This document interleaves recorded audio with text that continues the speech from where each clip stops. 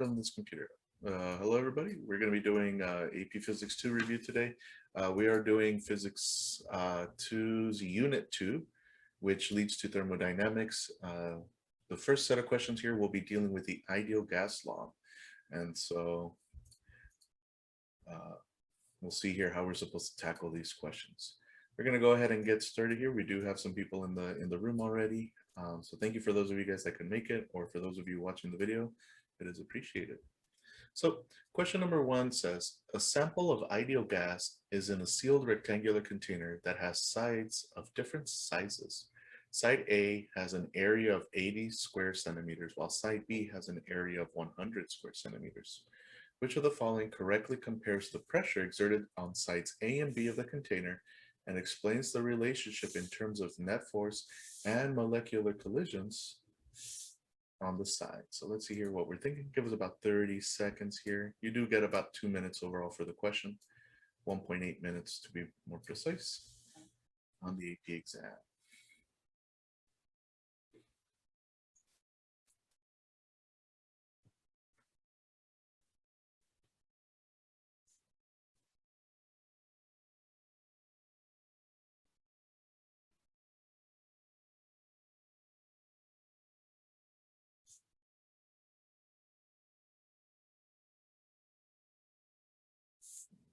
All right, so we'll go ahead and call it here.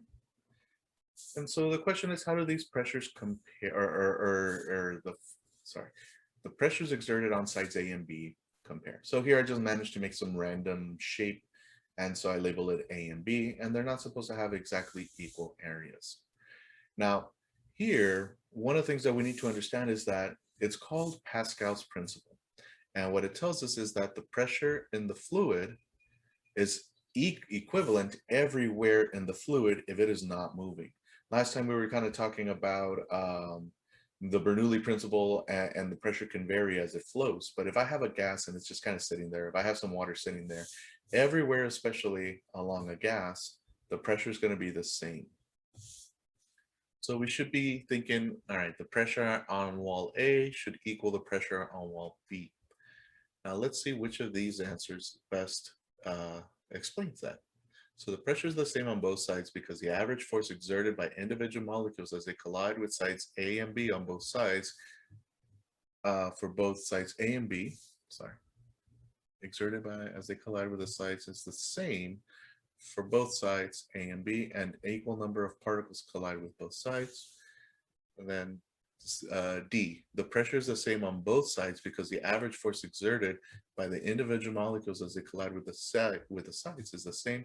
The net force and area are both proportionately greater for side B. Okay, so if we remember, the pressure times the area will give us the force. So what will end up happening is one side will be feeling more force than the other, but the pressures themselves are going to be the same. Now for this, let's see here, the pressure is the same, and the average force exerted by the individual molecules is the same for both sides, and an equal number of particles collide on both sides. I don't think so. I think if we have a larger area, we're going to have more particles colliding with one side than the other. And so I think D here is the best explanation for that.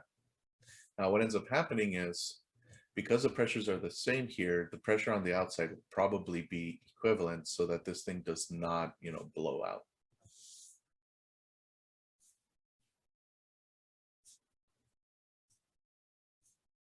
And so there's our answer choice for that one. Let's go to number 2.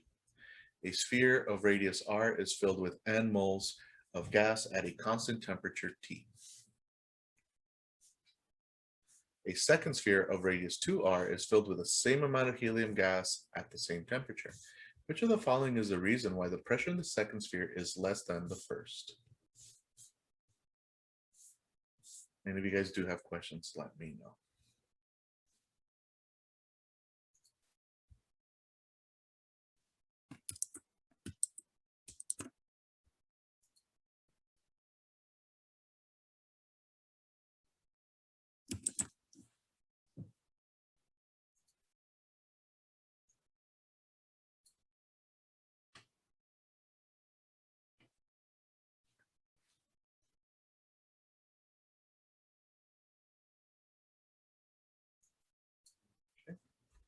So if we look at this, N is going to be the same for both. If we remember the ideal gas law, the ideal gas law says that the pressure times the volume, which is essentially the energy in the fluid, or the gas, sorry, is equal to N times R times T.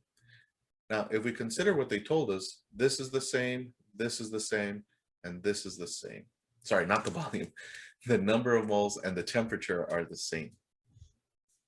Same amount of helium and same temperature. So that's N and T.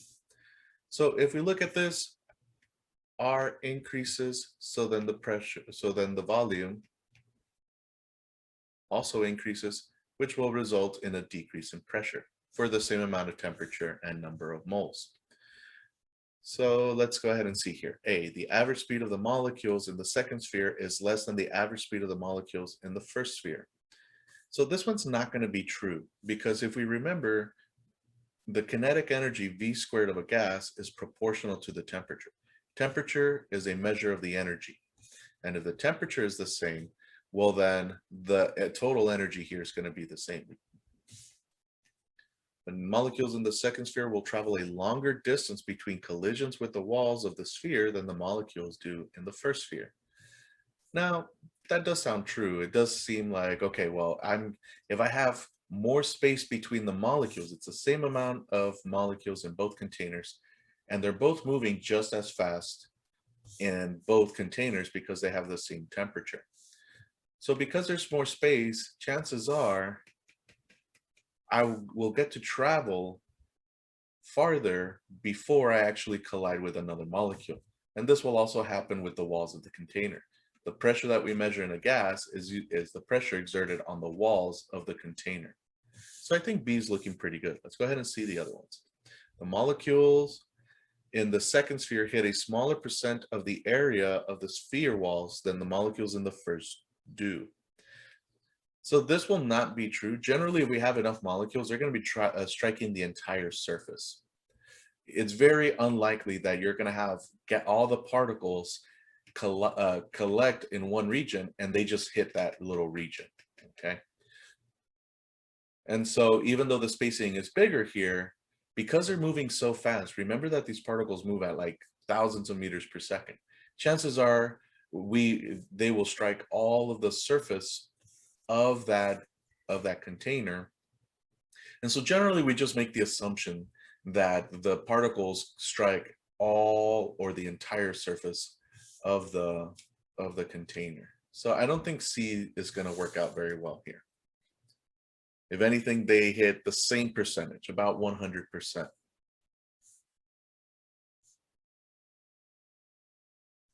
In both scenarios.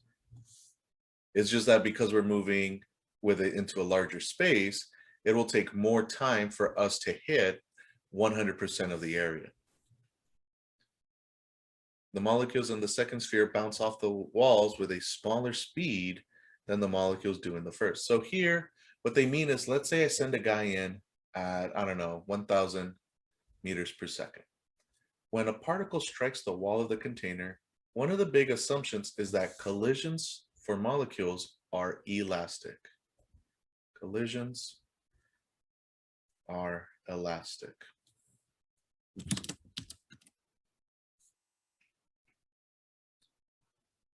What that means is energy is conserved.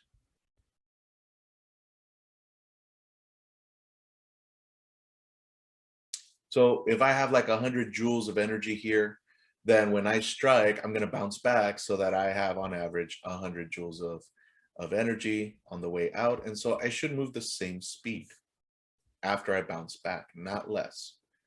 Another way we can think about it is, if energy is conserved, T should remain constant if everything else remains the same.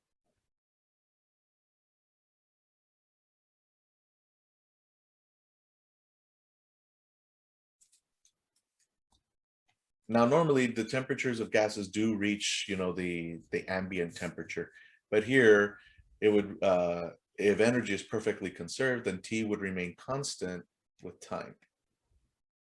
So it looks to me like our best answer choice is B. So again, if there are questions about that, let me know. Question 3, a gas enclosed in a cylinder has a pressure of about 200,000 pascals. The ends of the cylinder have a diameter of 0.4 meters, and the cylinder has a height of 0.3 meters.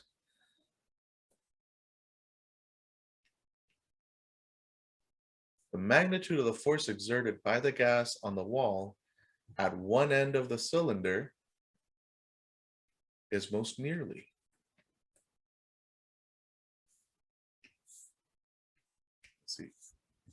Let's see what we're thinking.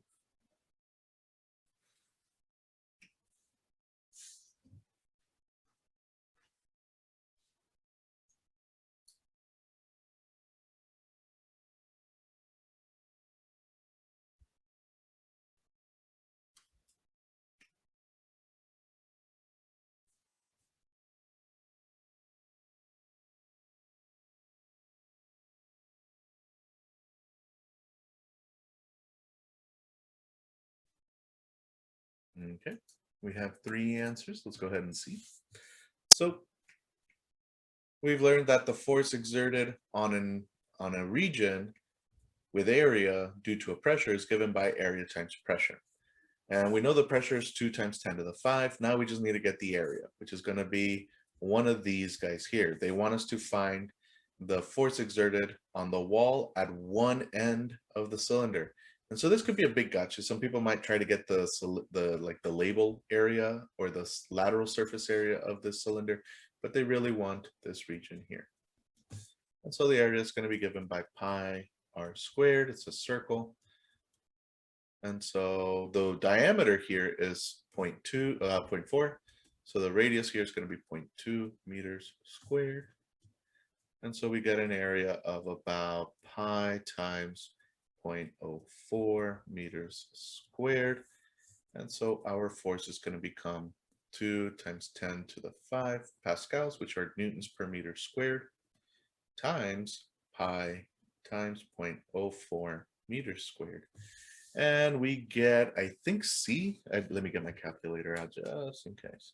2e to the 5, where's my pi, multiply, 0.04 multiply. And so I think B is our correct answer choice here. Let me know if I made a mistake, 0.2 multiply, yeah, 0.04. Because I got a different answer than all three of you guys. So let me know.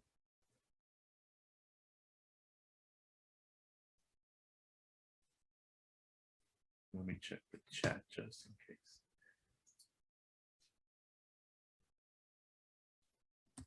I'm trying to see here what else I could have done. Did we use the 0.3 instead?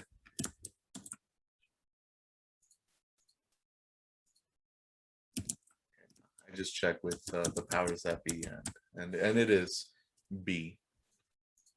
Let's see here. You second that? Okay.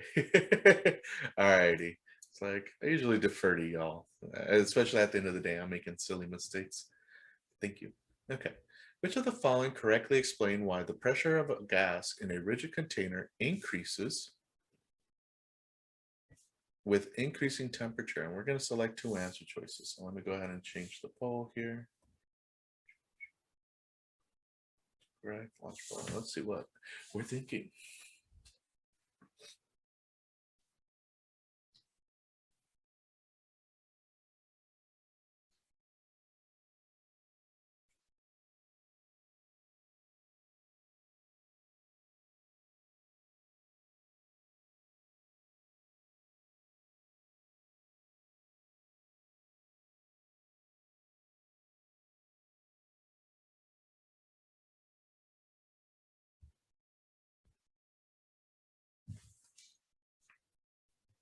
Okay. All right.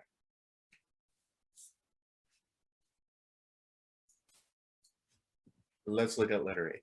The average molecular kinetic energy increases with temperature. That is true. So the molecules exert a larger average force on the walls of the container when they collide with the walls of the container. Okay. Sounds pretty good. Let's see here. We can say that the force is going to be the mass times the change in velocity over time. And so they should be exerting a larger force across an area for a given area. Okay, so I think A looks pretty good. We'll see the rest. We can choose 2. The average molecular energy increases with temperature. So again, that's a true statement. So the molecules exert a larger force on each other when they collide with each other. So we're not really concerned with that here because they want us to explain why the pressure increases as they collide with the walls of the container. Oh, could I move in a little bit more for these? Okay. Okay. Alrighty. No problem. Let me know if that's visible there for you. All right. So sadly, B sounds good, but we're not going to go ahead and choose that one because it doesn't really address the question. NQV, as I say, another good. The average molecular speed increases with temperature. Okay, so that sounds true. So the molecules collide with the walls of the container more frequently. Okay, this sounds also pretty good. It's kind of maybe what A is saying. Let's look at D. The average molecular speed increases with temperature, so the molecules collide with each other more frequently. So while this is true, while D is definitely, I see what we're thinking here. Again, it doesn't address the scenario that they are asking about, the pressure on the walls or the force exerted on the walls. So because of that, we're going to go ahead and say D, while is a true statement and is correct thinking, it does not correctly answer the question. We need to make sure that we address the scenario for the container. So I think A and C are the better answer choices. And we can confer with the powers that be here just to make sure. And yeah, it's A and C. Okay. We have a piston. And so it reads, compressed air in a vertical cylinder with a piston of radius 0.3 meters is used to lift a crate. The minimum pressure of the air in the cylinder needed for the piston to lift the crate is 1.6 times 10 to the 5th newtons per meter squared, pascals. The pressure in the room outside of the piston is 1.01 times 10 to the 5th newtons per meter squared. If the mass of the piston is negligible, the weight of the crate must most nearly be, alrighty, so here's your chance to take a crack at it. Relaunch polling. And let me know if you guys would like to move faster or slower. And then I'm going to zoom out a little bit here. Sorry if that's a little hard to read. If you are able to open up the OneNote, we do have that available in the yellow tab in the content library for AP Review Sessions Unit 2.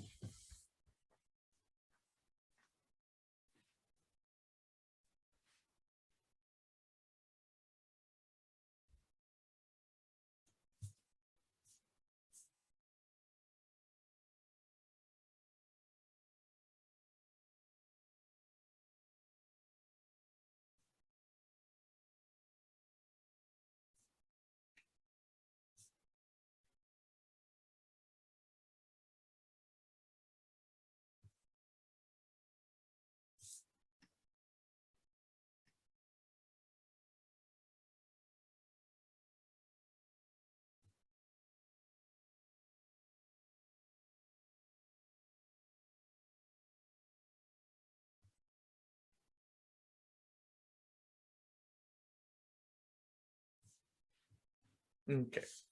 This one probably requires a little bit more calculation. And so the whole idea here is we have some forces that are going to cause this motion here. Now they are told that this is the minimum pressure. So I'm going to assume that this gets to lift it in what we call a quasi-static process.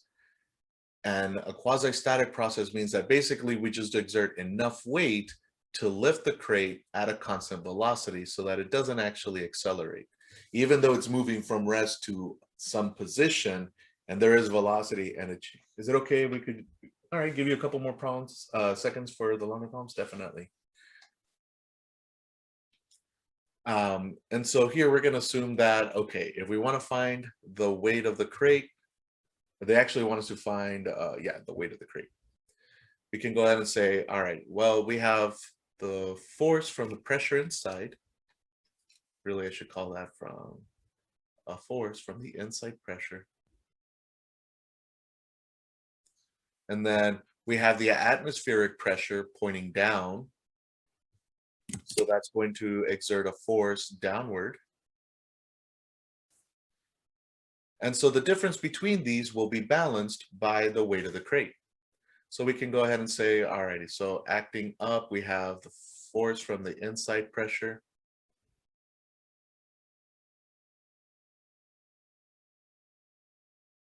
minus the force from the atmospheric pressure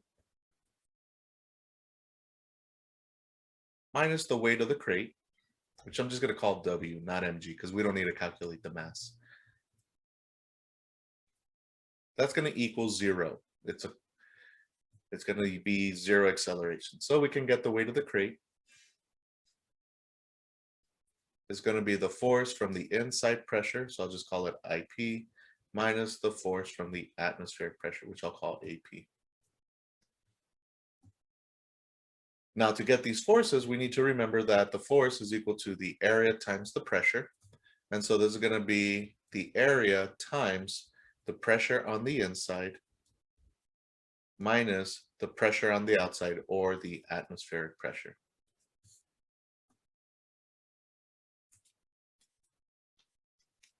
Now let me know if we have questions so far. So this becomes pi. The radius here is 0.3 meters squared. The pressure inside is 1.61 times 10 to the 5 newtons per meter squared, minus the atmospheric pressure, 1.01 times 10 to the 5 newtons per meter squared. And we can go ahead and get a value here. Oh, wait, this calculator's dead. I need to replace the batteries.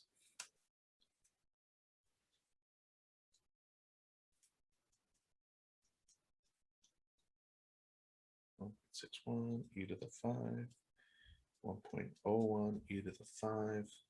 We subtract those, 0.3 or 2. What are we? Oh, I made a mistake. 0.3 enter 2 y to the x, multiply that, take pi, multiply that, and I'm getting about 1.6964 times so 16,964 newtons, or about 1.7 times 10 to the 4.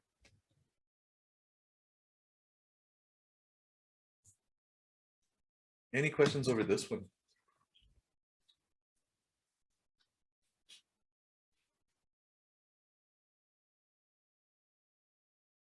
Okay, so next calculation problem, I'll try to give you guys a little more time. Yeah, like a minute, at least a minute, I think, right? Because even that one, like writing it out took me a little bit of time.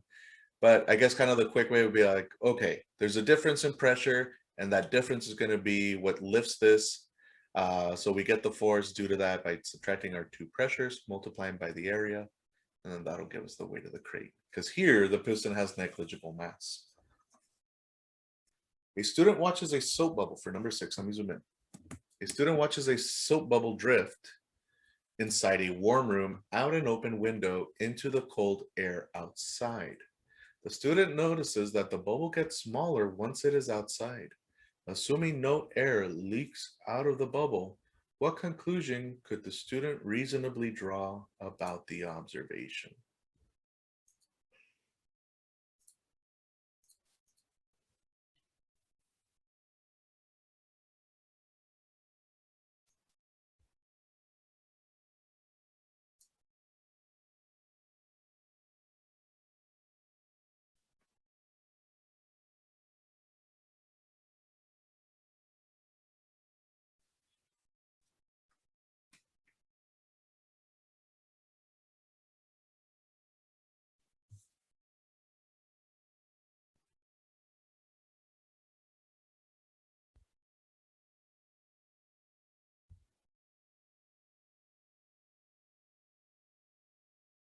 Okay. So if we look at this, we might be thinking the pressure is different. We know that when it gets cold outside, the pressure decreases. But as it transitions from the inside of the house to the outside of the house, well, the pressure is going to be pretty much the same. It's going to stay constant. But we do know that this decreases, and we know that the room is warmer on the inside than the outside air. So as this balloon travels outside, it is going to cool off because it's going to reach equilibrium with the cold air outside. So it's going to get cold to match the cold air outside. And that's what causes the volume to decrease. So really important, the pressure outside the room is greater, not in this case. It is a continuum. The air outside is in contact with the air inside. And so if the pressure was greater on one side than the other, then air would be flowing. Bernoulli. If the bubble is cooled further, the temperature at which the volume, there is a temperature at which the volume of the bubble approaches zero. Yes, this is the whole idea of Boyle's experiments, where as he was cooling it, and it's not the Boyle's law that I'm talking about here, but Boyle would take these tubes of gas and he would cool them to try to measure their volume and their pressure. And when he notices that, yes, they approach zero, their temperature and their pressure would be essentially zero. The internal energy of the bubble must have increased. Not true. The temperature dropped. So delta U is actually negative. It decreased. The gas constant must be greater. No. Okay, so here we have a graph of pressure and temperature. And so a quantity of an ideal gas initially at 0 degrees Celsius is placed in a container of unknown fixed volume. The gas is heated and the temperature and the pressure are measured, resulting in the graph shown. Which of the following quantities can be determined from the best fit line? So let me try to zoom in a little bit more here, and then we'll scroll a little bit higher here so that we can see the, you know, I think I can make this guy a little bit smaller.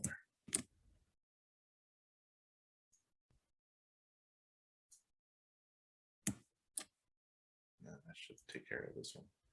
Okay, so hopefully you're able to see that on your screen here, and then we'll relaunch the polling.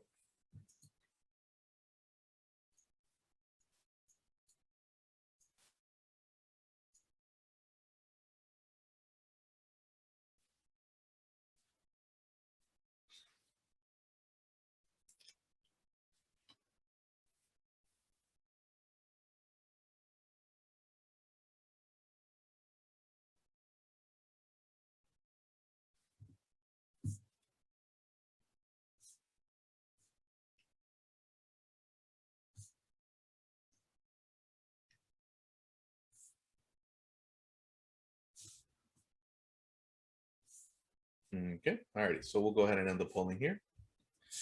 And let's go ahead and take a look here. So the ideal gas law tells us that P times V equals mRT. As far as we can tell, the volume is going to be constant, the number of moles is constant, and the universal gas constant is constant. And so we get a linear relationship between the pressure and the temperature. Now, if we look at this, we're not going to be able to get the number of moles in the gas because V is also an unknown. We have two unknowns here. We don't know the volume and we don't know the number of moles. So by that reasoning, we won't be able to get the volume of the container either. And technically, by that, we also won't be able to get the ideal gas constant.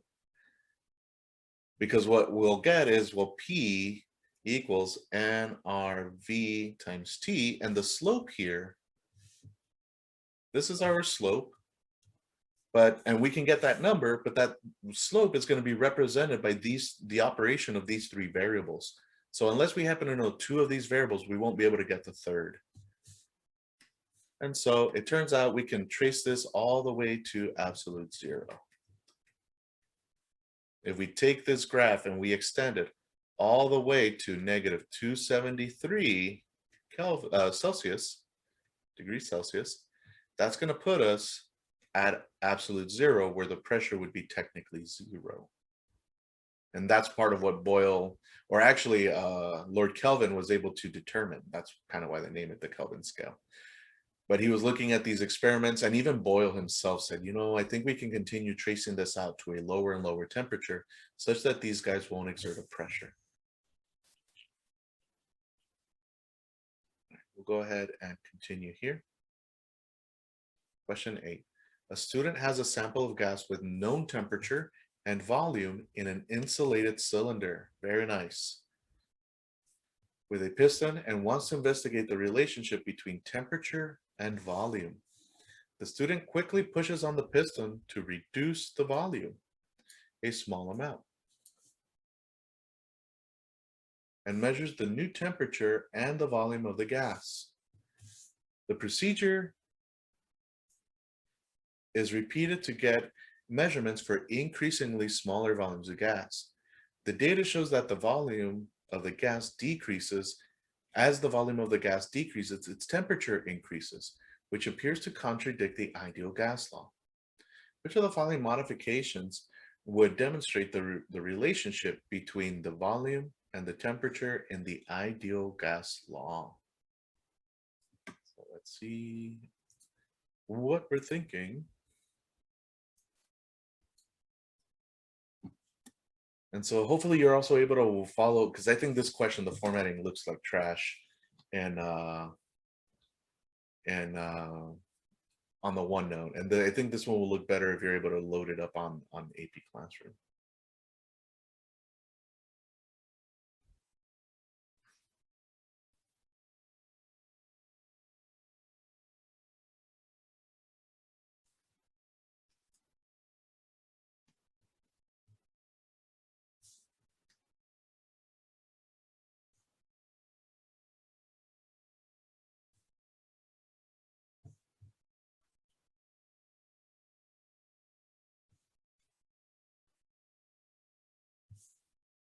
Okay, we'll go ahead and end polling there.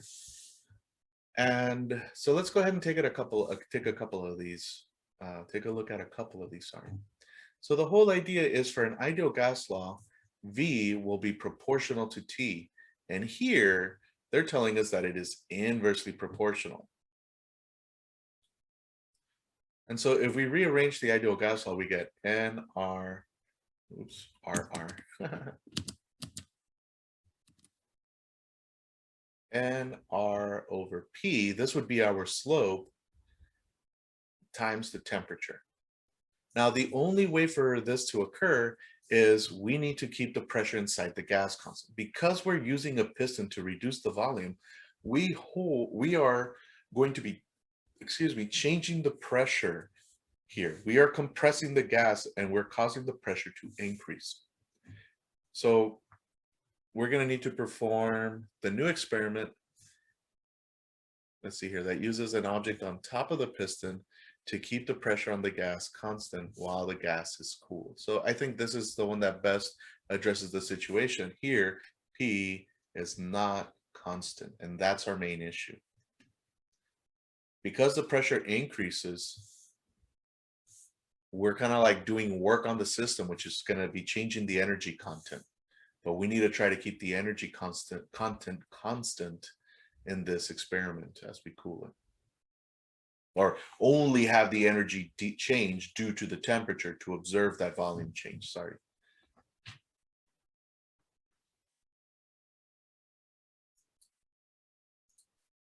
Number 9. A student performs an experiment to determine the number of moles in a sample of an ideal gas.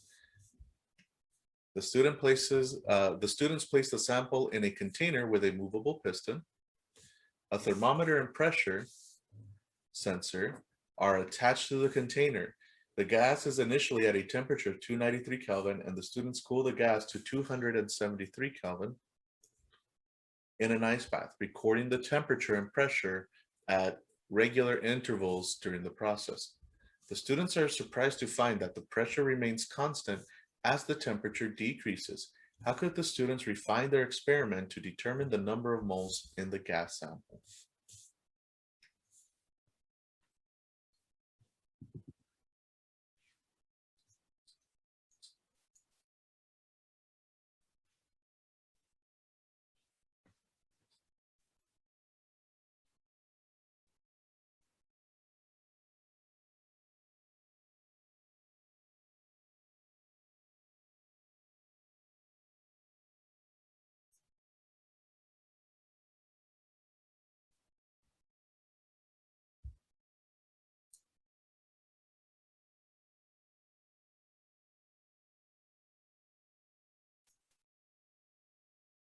Okay.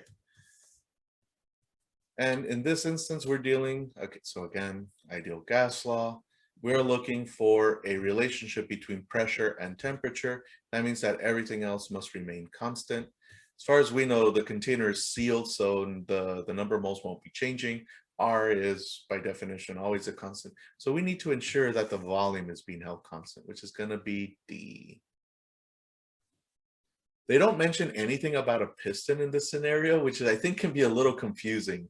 When I was first reading this, I was like, what the heck? I didn't even know they were dealing with a piston, but I'm assuming it's a carryover from the first scenario from question 8. It's the same container, but oh, sorry, I even highlighted a movable piston. There we go. That's why I highlighted it, because I remember being confused at first. Okay, number 10. Students want to investigate the inverse relationship between pressure and volume of an ideal gas. Oops, let me of an ideal gas as predicted by the ideal gas law. Their plan is to use a gas-filled cylinder with a movable piston on one end and compress the piston. The students will then measure the volume and the pressure of the gas when the piston is in various positions.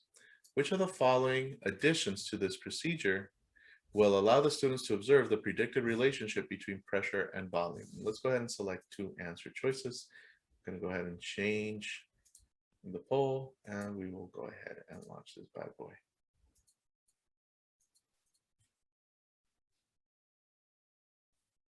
I'm like making sure my virtual background is it's like my room is a mess. Kind of embarrassing. I'm supposed to be an adult here.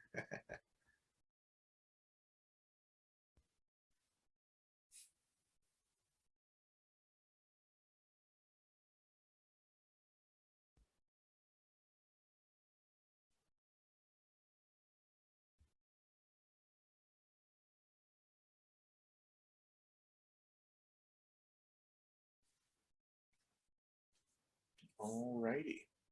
Let me know if you'd like. Okay, there we go.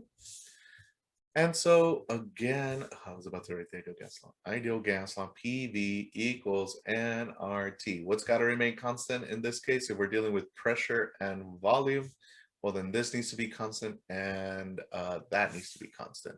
So maintain a constant gas temperature, bingo.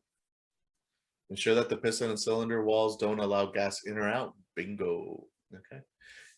If we actually have too high of a pressure, we no longer have a gas, we would have condensation. So if anything, for an ideal gas scenario, we need a low pressure.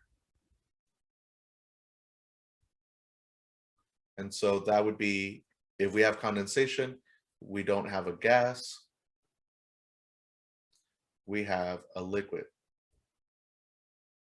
Just in case anyone watching was thinking maybe this bad boy. And then the same thing with a low temperature. We don't want a low temperature.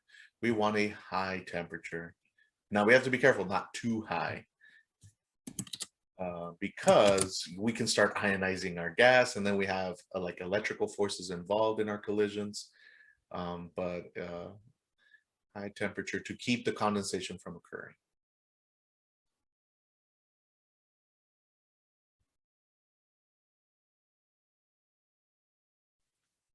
So prevent condensation, but low enough to not ionize our gas.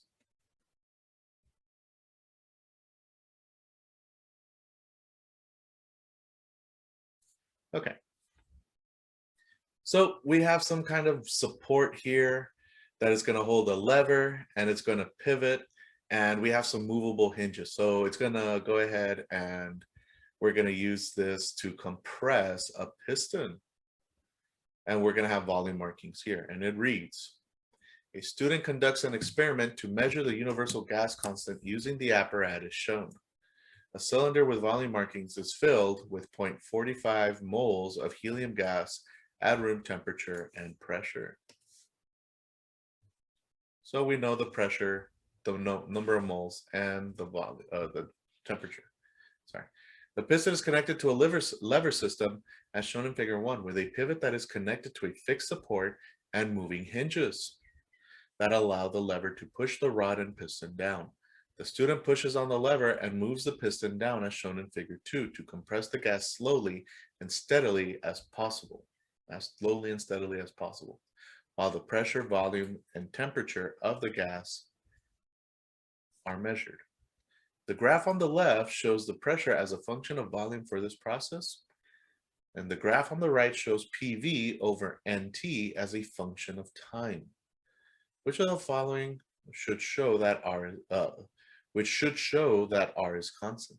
The student suspects that there is a problem with the experimental apparatus that caused the variation in data between 1 and 2 atmospheres. Which of the following issues with the apparatus would most likely have caused the anomalous data?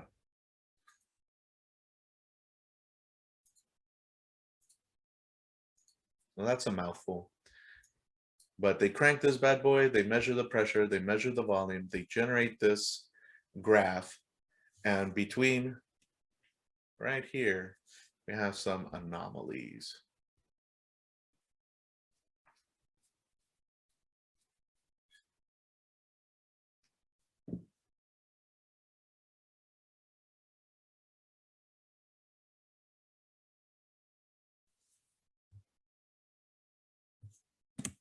Okay, we have, well, we're still pending one more person.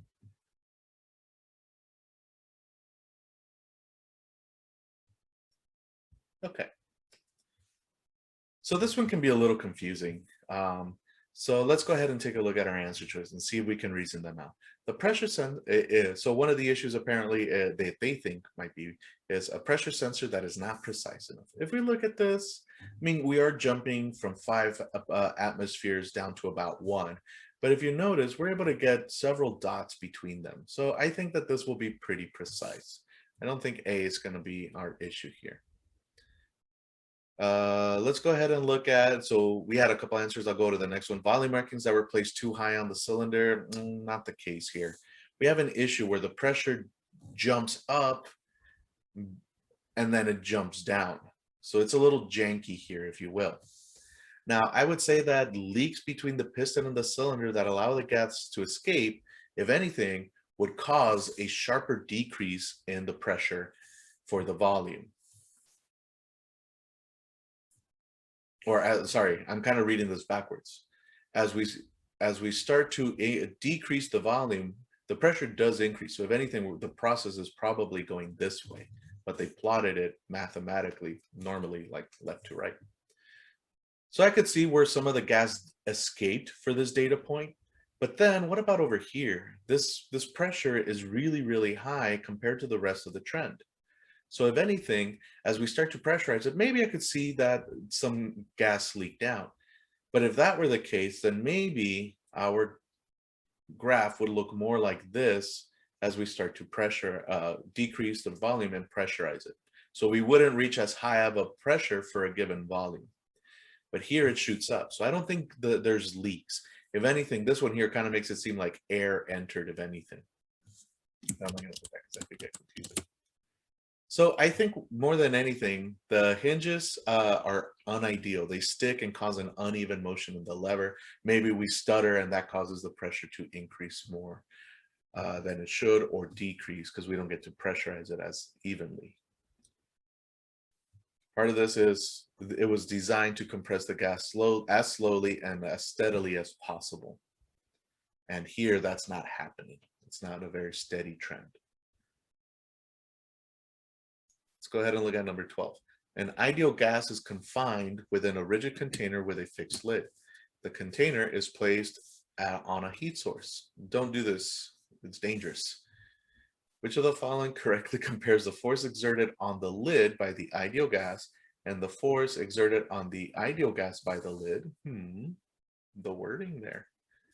And correctly relates this force to the pressure.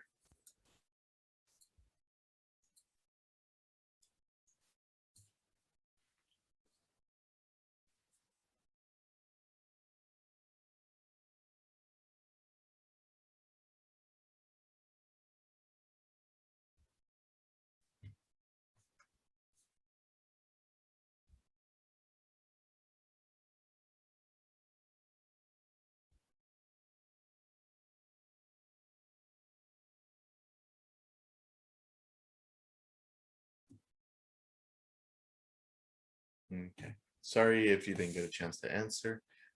So we should hopefully recognize that these two forces are equal. This is a Newton's third law scenario. The force on the container by the gas is equal to the force on the gas by the container. Man, the AP loves to stress this concept. And so I think B is going to be our only answer choice here. Let's see here. But the force is increasing because of the increased kinetic energy of the gas, leading to an increase in pressure. I think that is true. And that's why I said that don't do that. That's dangerous. If you take a can of beans and you put them on the stove just like that without opening it, you're creating a potential bomb there. The pressure is going to increase because the gas inside is moving faster and faster, and there's no way to alleviate that, so the pressure increases. 13. To launch a rocket, fuel in its engines is ignited, and the combustion produces gases at high pressure. Where's my cursor? Oh, like microwaving a variety of unmicrowavable items. So, I let's say I took some foil paper there. It's not exactly, and I don't know if I'm reading your question there exactly, but if I microwave aluminum foil, actually what you find out is if you leave that foil kind of flat and you don't have any sharp corners, then you probably won't get the sparks. It usually has to do with sharp corners and edges where you'll have like an accumulation of charge, and then that charge will arc through because it gets excited and it tries to jump from one corner where it's concentrated to another region or another corner, because it's like kind of like when we did charge distributions, we noticed that for a smaller radius, we have more charge there than for a larger radius. But let's say you take like some container of food and you microwave it. As you microwave it, the steam in there builds up in pressure, and then it'll pop the lid. And I don't know if I answered your question there, but let me know if you have follow-up questions. To launch a rocket, fuel in its engines is ignited and the combustion gases and produces gases at high pressure. As the combustion gases escape downward from one end of the rocket is accelerated upward.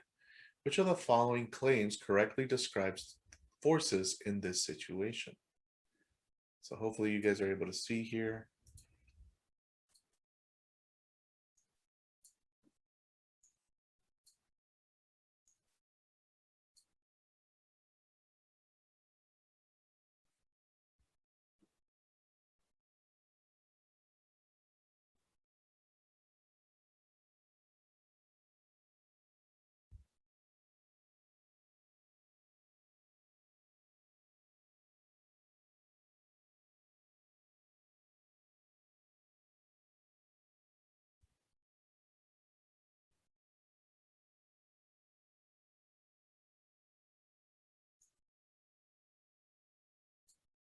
Okay, we'll go ahead and end the polling here. And so if I look at my combustion chamber, let's say I have a rocket nozzle and here's my combustion chamber. The gas in here is going to have a very high pressure. They're going to be colliding with the walls.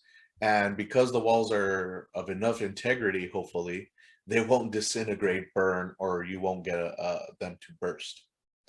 So what will happen is the gas molecules will collide with the wall, exerting a force on the wall. And by Newton's third law, the wall will exert a force on the gas molecules. And so they will have nowhere else to go but out. So they will be forced out. And so let's see here. Combustion gases are pushed out of the rocket because the pressure inside the engine is greater than the pressure outside the rocket. Yes, this is true. Especially as we start to leave the atmosphere, we're definitely going to have a larger pressure on the inside than the outside. The rocket exerts a net downward force on the gases, which means that the gases exert a net upward force on the rocket. So B is our best answer choice.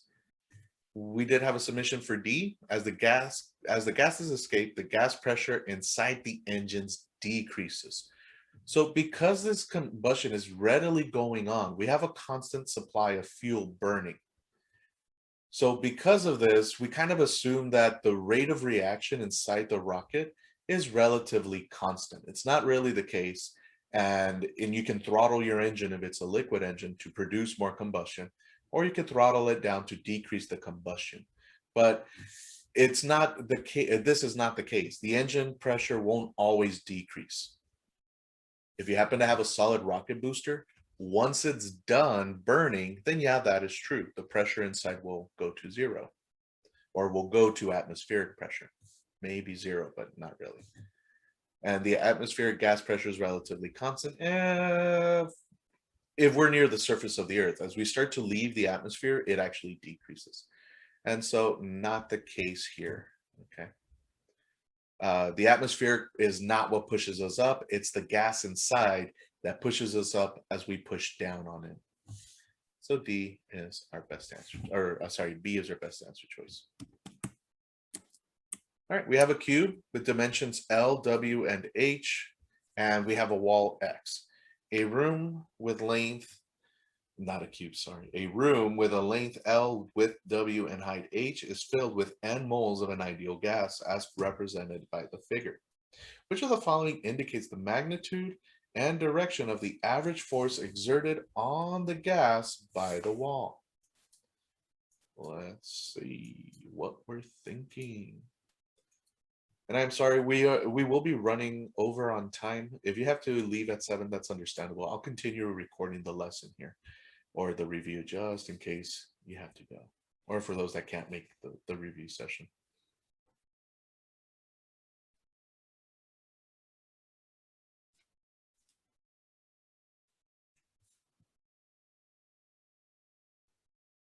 Don't forget that the College Board does have its own review sessions on YouTube, and those are from 5 to 6. So you're also welcome to watch those and let me know what you think of them. Are they good? Are they bad?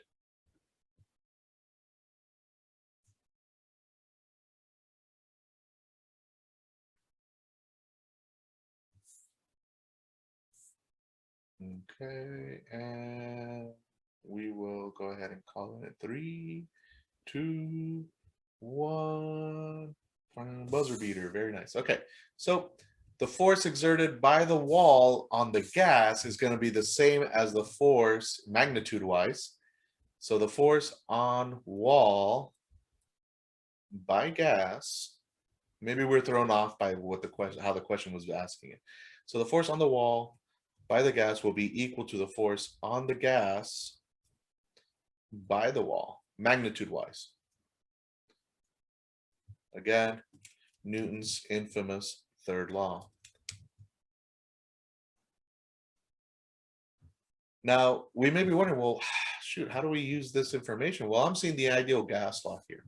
So to get the force on the gas by the wall, we really need to think about how the force from the gas. And so the force from the gas is going to be the pressure of the gas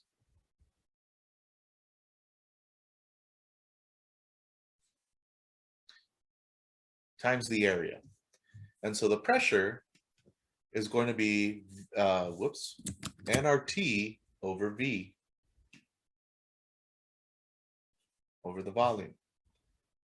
And so the volume of this is going to be given by nRT divided by WLH. And then to get the force, well, that force is going to be that entire pressure distributed over this area. So force is pressure times area, and the area here is going to be H times L, or L times H. And so this becomes nRT divided by WLH times H times L. H and L cancel, and we get C or D. So then let's go ahead and see here. Well, the gas is going to be pushing out of the page against the wall. So then the wall is going to be pushing into the page or inwardly on the gas. Okay. Let's go ahead and continue here. So that's kind of like the main difference between B and C.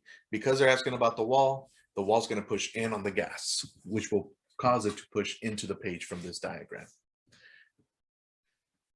An object is placed on a movable cylinder filled with a gas. The object exerts a downward force on the piston that accelerates the piston down, compressing the gas. Which of the following is a correct description of the magnitude of the upward force exerted by the gas on the piston? oh, sorry, exerted by the piston on the object. Sorry, I was assuming there what they were going to be asking.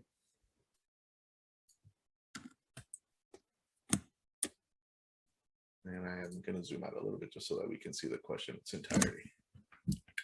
Polls. Any questions so far, class?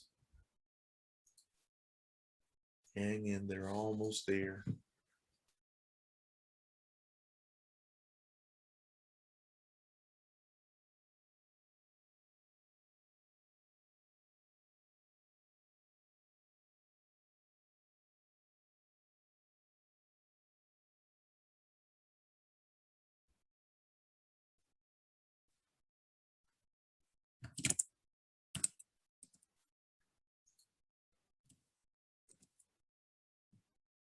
That's what I was thinking. Okay, so we'll go ahead and end the polling here. And so if let's try to visualize this. So let's say I happen to have a piston. Not my best work. And we happen to have an object on it. I guess this blue's a little soft. We'll go with this guy. And so here is my object, just some lumpy rock or whatever.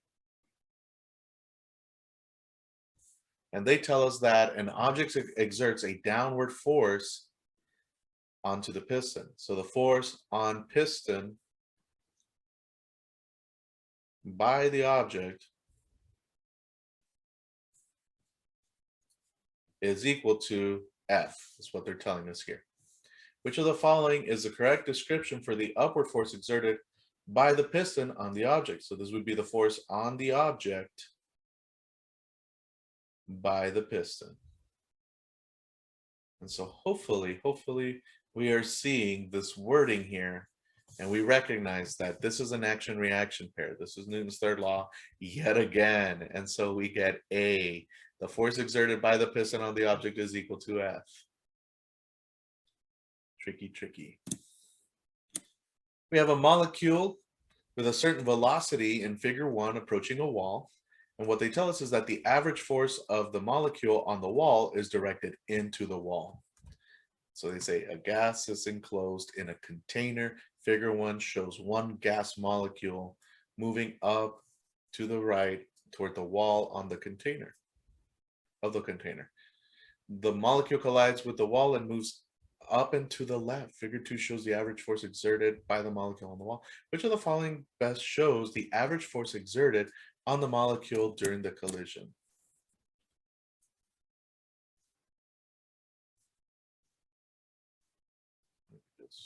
And we can go ahead and say gravity is negligible. Relaunch polling. And I think I'll zoom out a little bit. And I do apologize that this one definitely does not look very good.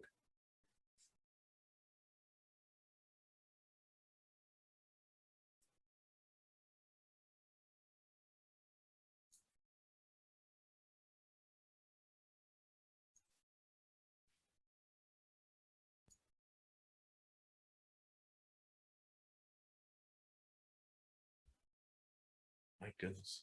There's 70 people in the esports Discord. Hopefully, I don't know. Whatever. Okay. Oh, sir. Oh, shoot. I forgot. We're recording. Never mind. Give me a second. Send it in the chat. Put some people on blast now. Just kidding. Alrighty, we're gonna go ahead and end the polling. Don't worry. I can edit the volume out in this section here. All of this. Okay, so let's go ahead and look at number 16, action. So this is going to be an average force of the molecule on the wall. So this is, again, a Newton's third law scenario. They tell us that it's going to, afterwards, it moves up and to the left, which means that the only change in velocity or motion was that this molecule was originally moving like this, and now it's moving like this. We had a quest problem like this in physics 1. And so we don't need to worry about the vertical components. The vertical motion is unchanged. The only thing that changes here is going to be the sideways motion. Because if we do vector addition, oh wait, no, that is already head to tail.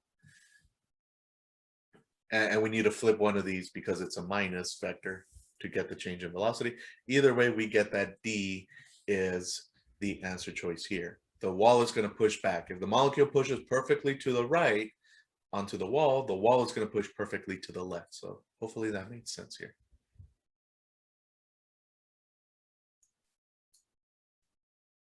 Okay, let's go ahead and look at 17. We have about 4 more questions here. We're going strong.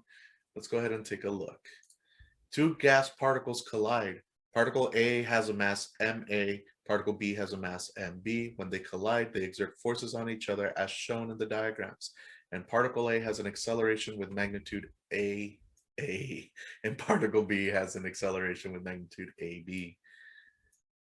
Which of the following correctly indicates the ratio of the acceleration of A to the acceleration of B, and whether the accelerations are the same or in opposite directions? Well then, let's go.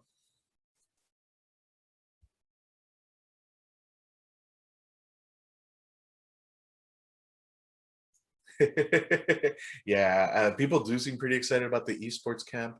I definitely have to plan out the activities a little bit more in detail. I got to find out, okay, what's going to make things fun for them, because it's going to be over 2 days, and it definitely want it to be worth their time. Maybe we can have people like speak of experience, like, oh yes, I've played this game competitively. This is what you should be thinking or doing. Oh man, you know what? Let me just give a 2-day camp over Dota. Just like explain why it's the greatest game ever made, and why everyone should just play Dota instead of all those other games. I'm just kidding.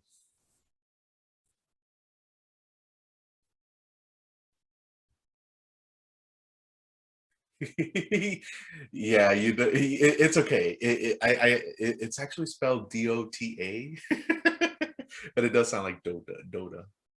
I will not be commenting here. Yeah. Yeah, no, it's yeah. Defense of the Ancients.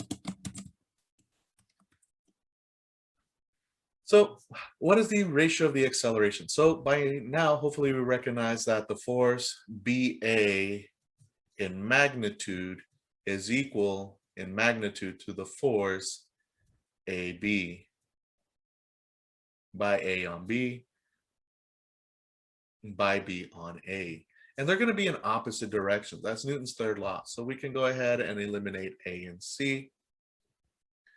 And so how do we get this? Well, the force here, the force is going to be M times A. And so they want the ratio of the acceleration of A to the acceleration of B. Now, because they have the same force, really it's going to be the force over the mass is going to give us the acceleration. So the acceleration of A is going to be the force on A by B. And I kind of like messed up the notation here. Technically, it should be BA, because it's the force by B on A. I usually say the force on A by B, but whatever. Divided by the mass of A, and then the acceleration of B is going to be the force by A on B divided by the mass of B. And because these two forces are equal in magnitude, they cancel out, and we get 1 over MA divided by 1 over MB is a ratio of AA over the acceleration of B. And we can say MB over MA is the ratio of acceleration A to acceleration B. And so I think that gives us D is our best answer choice. So plot twist, yeah.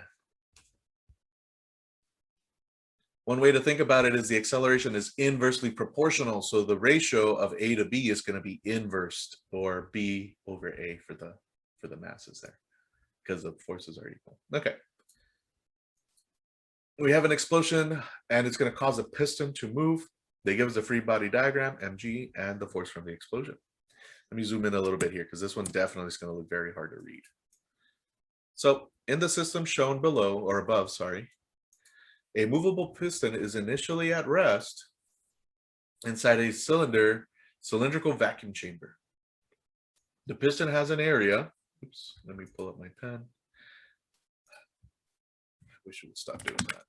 Please give me my pen. Piston has an area. Why does it keep doing that? It's gonna make me rage.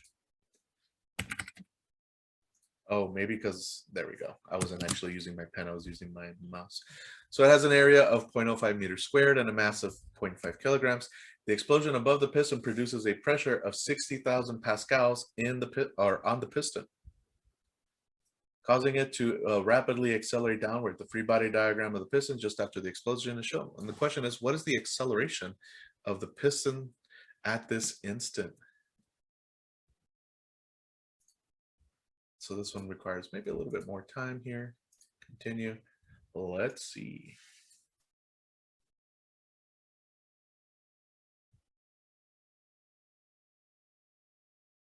Yeah. Sorry, I shouldn't talk. Gonna distract you guys. Once I see all submissions here.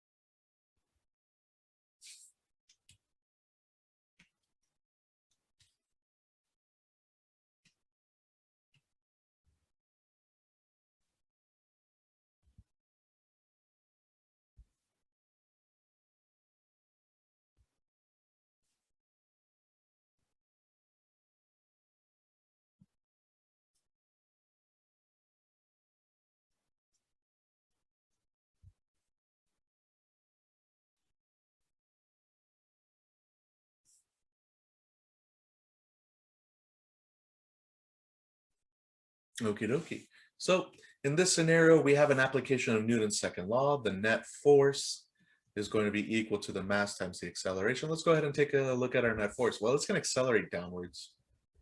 And so I'm just going to go ahead and say, well, that's the positive direction for acceleration or motion. And that gives us the weight of the piston plus the force from the explosion is going to be equivalent or equal to the mass times the acceleration. So we can get the acceleration as the weight of the piston. It's going to be m times g. The g is about 10, so that's going to be about 5 newtons plus, well, how do we get the force from the explosion? Well, that's going to be the pressure of the explosion times the area. And so this becomes 60,000 pascals or newtons per meter squared times, and I should probably move this over because that's going to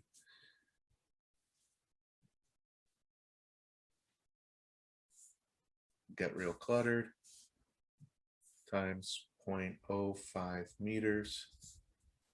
And so the acceleration here becomes divided by 0.5 kilograms.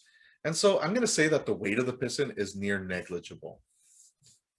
But it may actually make a difference here between our two answer choices. So let's see here, 5 and 6, that's 3, take away 2, 0. Oh, it's actually 30. 1, 2, 3, 4, 5. 1, 2, 3, 4, 5. Take away 2 zeros. So about that much divided by 0.5 kilograms. And they already gave us the area. So let's see here. That should be, I feel like I made a mistake here. 0.5 would make it 30,000. So I think I need to move it one more over 3,000. So this becomes 3,005 newtons divided by 0.5 kilograms. That's equivalent to multiplying by 2. So 6,010 is our answer. Meters per second squared. I was just going to say, in the United States, sadly, Dota is not very popular, but it is freaking huge in Russia, Latin America, Southeast Asia, and China. China has like really good players. They're generally seen as the strongest scene. Oh, and Europe, like the Scandinavian countries.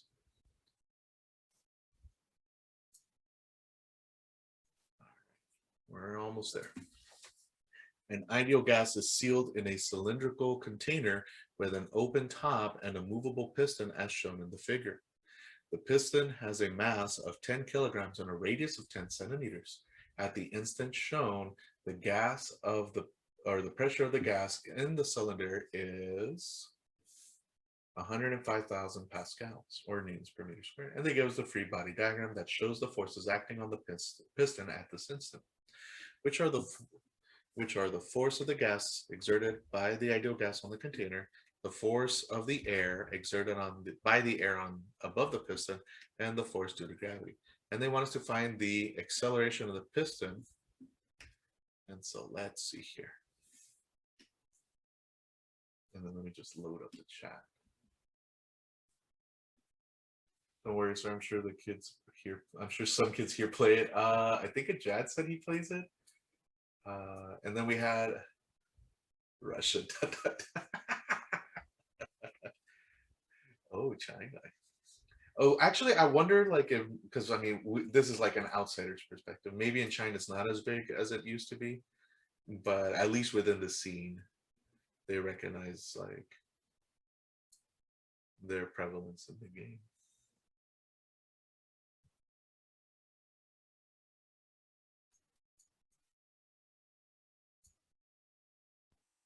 Timken said there's, or sorry, blank, blank, blank said that there's a ton of D&D players in China. I don't know about that either, so I don't think. Interesting. All right, I'll pause here. Just.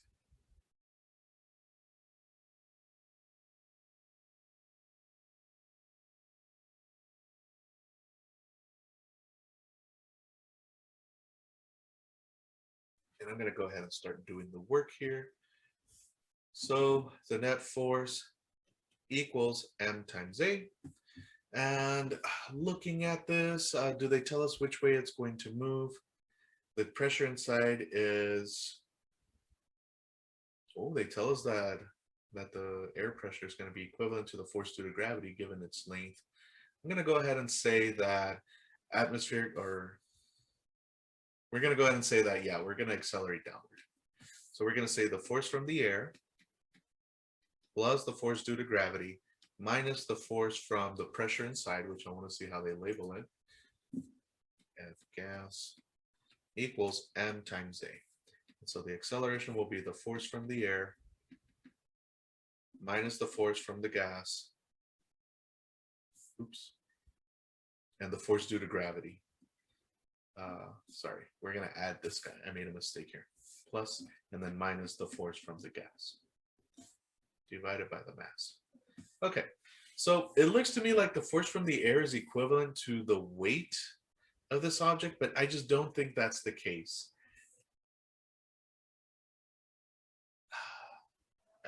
I kind of have an issue with the air here because technically the pressure from air, and they don't tell us it's atmospheric, but that's 101,300-ish pascals.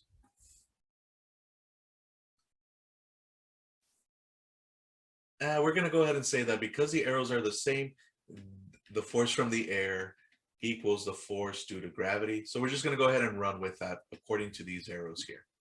So the force due to gravity on this object is 100 newtons. You know what? That makes sense because it's about 10 centimeters, 0.01 meters squared of area. And then, so that's 1/100th, the 1/1000th, and then 100,000. So that should give us about another 100 newtons. So I think it'll work out.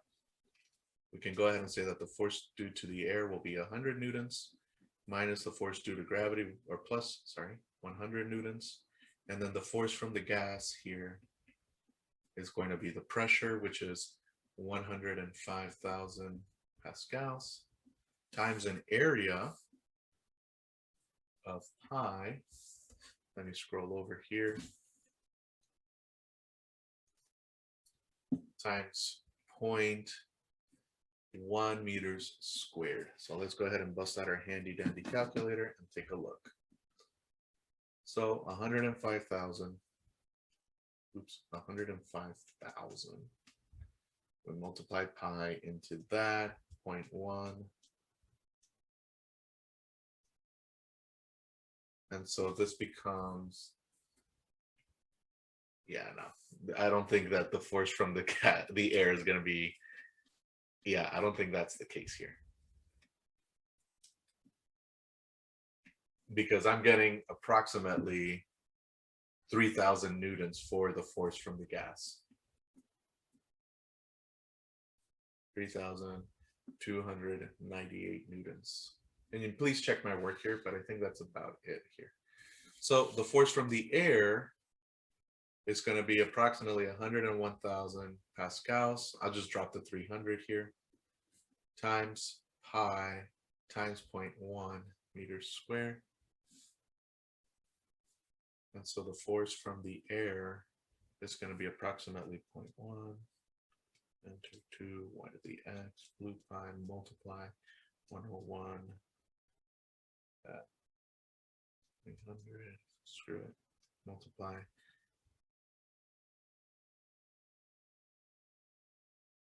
What the heck? Why did I get that number? Let me do it again. 0.1.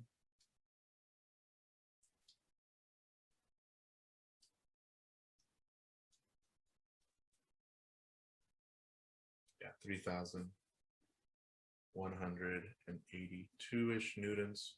And I did use 300 here, 325, but whatever. Okay, so let's go ahead and see here. So this is going to become 3,182 plus 100 minus 3,298 all over a mass of 10 kilograms. And that'll give us our acceleration. 100 plus, plot twist, 3,298, subtract, and then 10, divide. I'm getting about 1.5 meters per second squared. Ooh, my computer is getting weird. Let's see here. Oh, I'm off by an order of magnitude. Shoot. The closest one is 15. We'll go ahead and call it there. I feel like I made a mistake here with my numbers.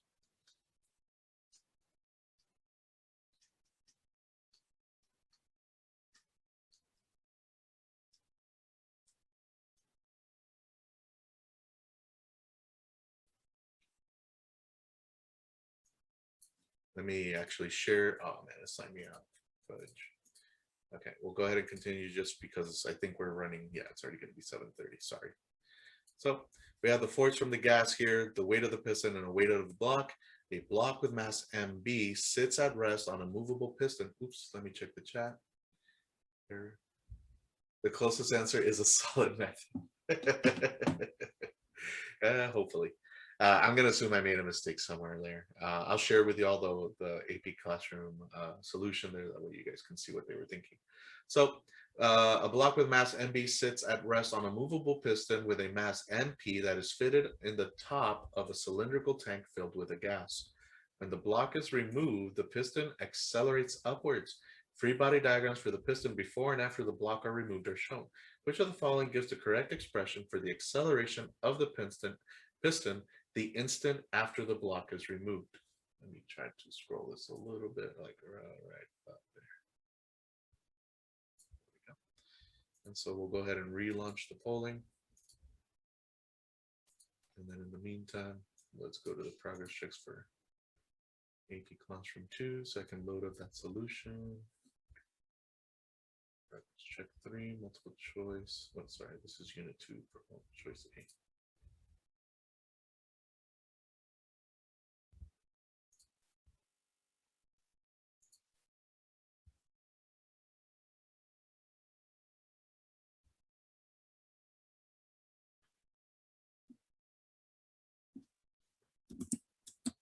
Yeah, we made a mistake somewhere.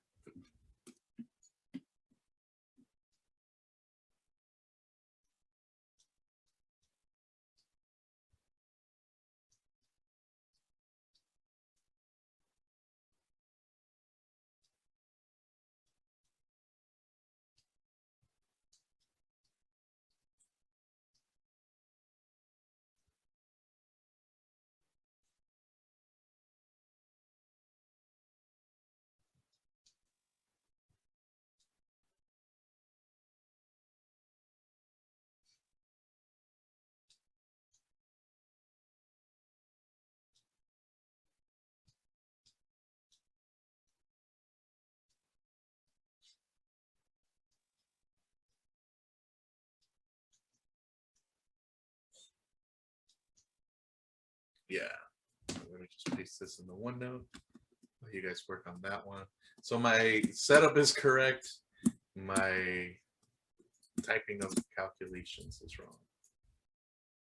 I cannot, for being the calculator coach, I sure do make a lot of mistakes for calculators. Okay. So they want us to get the acceleration after it has, the block has been removed. So it's going to be the force from the gas minus the weight of the piston equals M times A for the piston. And so this is going to be the mass of the piston. Ooh, this is pretty interesting. So let's see here.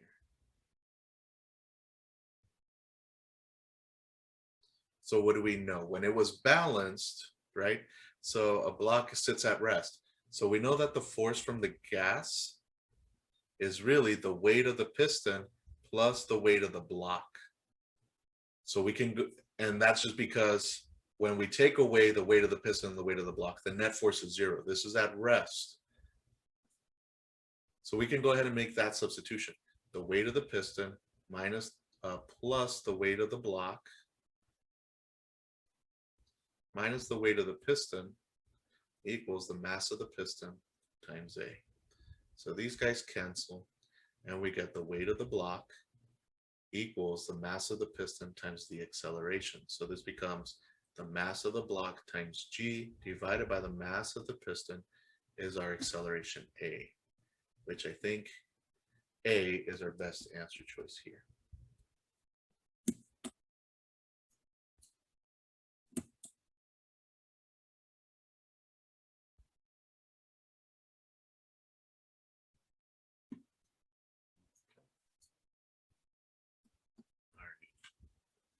So yeah, so here's the solution to this. It is again the difference in the pressures, and so it's the force from the air, or sorry, from the gas minus the force from the air minus the weight of the piston divided by the mass.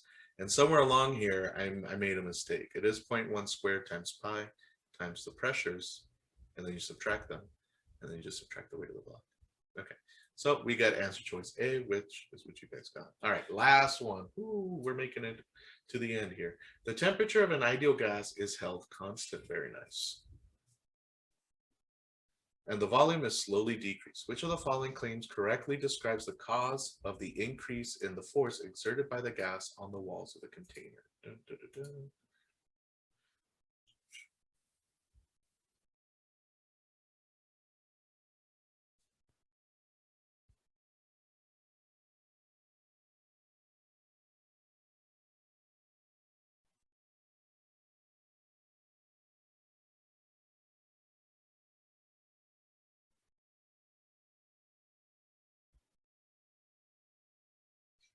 Okay.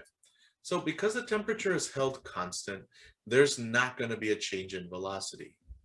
So that's kind of the gotcha. We do expect the pressure to increase. So if we look at PV equals, and oh my God, my calculator's in the way, RT, this is constant, and these are constant. Really, as this guy gets smaller, the pressure will increase. So sadly, the velocity is not going to change because the velocity squared is proportional to T. So not it. Let's see here. The gas molecules strike the walls more frequently. Oh shoot, what's my background? Oh, it's just okay. I thought my room was showing. It's like, ooh. Okay, yeah, it's just good vibes. Let's see here. So we're not going to increase the average kinetic energy again because velocity squared is proportional to T, which is constant. So we're kind of left with A or C. And so interaction with the molecules will be smaller, which will lead to a greater force. I don't think so. They're not moving any faster. I just think we're getting more collisions because there's less space. And so those guys will be colliding more frequently. And so our answer choice here, I think, is A. If we go to number 21, yeah, A is our correct answer choice. I'll just paste the answer here. So we'll go back. Alrighty. Okay, So hopefully that made sense. Sorry for the mistakes. I'll have this video uploaded earlier. And then I'm trying to remember here, which was the question that we were going to block out some of the audio for. I think it was right around here, maybe. But yeah, okay. All righty. Have a good one, y'all. Thank you for stopping by. We'll see you guys on Thursday. We'll pause the recording here.